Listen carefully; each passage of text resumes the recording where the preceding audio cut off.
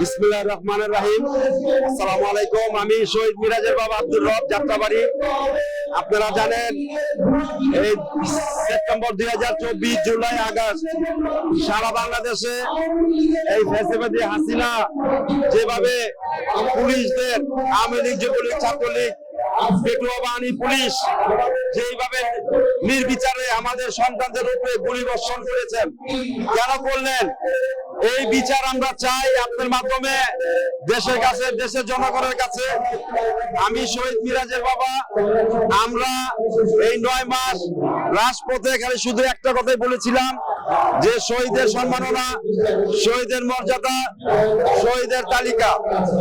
আমরা আপনার মাধ্যমে দেশবাসীর কাছে বলতে চাই, মুক্তিযোদ্ধা যে সমস্ত বাবারা শহীদ হয়েছেন তাদের পাশে যাতে এই 24 শহীদরা যাতে মর্যাদা পায়, শহীদের তালিকা থাকে, শহীদের মর্যাদা পায়, এটুকুই আমাদের প্রত্যাশা। আজকে এখানে এসেছি কিছুটা হইলো শহীদ পরিবাররা একটু শান্তির, একটু হইলো শান্তিতে আজকে ঘুমাইতে পারবে।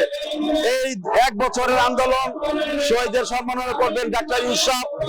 আমরা অত্যন্ত তাকে শ্রদ্ধার সাথে স্মরণ করছি, সালাম, লাল সিলট সালাম দিচ্ছি। পাশাপাশি নাহিদ বাবাকে আপনার মাধ্যমে লাল সিলট সালাম দিচ্ছি যে আমরা যাতে জুলাই যোদ্ধাদের, 5ই আগস্টের যোদ্ধাদের যাতে আমরা না ভুলি। না, এখন তো পাই নাই, এখনো পাই নাই, আগামীতে পাবো কিনা জানি না, উপরওয়ালা জানেন। আপনার মাধ্যমে দেশবাসীর কাছে বলতে চাই, সবাই মিলেমিশে এমন একটা সোনার দেশ, আমরা যাতে দেশকে ভালোবেসে ভালো আগামী দিনে একটা রাষ্ট্র পাই। এই রাষ্ট্র জনতা যাতে শান্তিভাবে রাস্তা চলাফেরা করতে পারে, টেন্ডারবাজি, চাঁদাবাজি, এইসব জিনিস, চিন্তাই, এইসব জিনিস যাতে না হয়। আমার কাজটা যাতে আমি নিজের হাতে করতে পারি সরকারি দপ্তরে, এই প্রত্যাশা করি এবং সবাই মিলেমিশে দেশটাকে ভালোবাসে।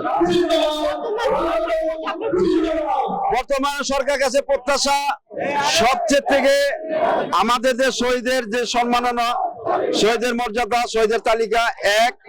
2 নম্বর হয়েছে আপনারা ইদানিং দেখেছেন আমাদের মা বোনের ইজ্জত হানি নিয়ে যেভাবে রাজপথে কোনো জায়গায় নিরাপদ নাই, তাই ডাক্তার ইউনূস সাহেবের কাছে আমাদের অত্যন্ত বিনীতভাবে শ্রদ্ধার সাথে তাকে স্মরণ করছি।